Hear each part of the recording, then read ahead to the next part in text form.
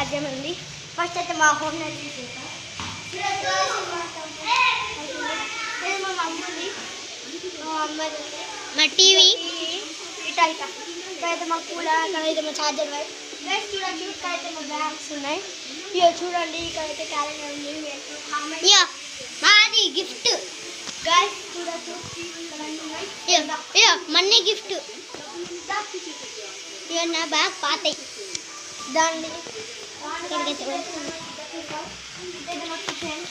చూడొచ్చు, ఇక్కడ అన్నీ ఉన్నాయి.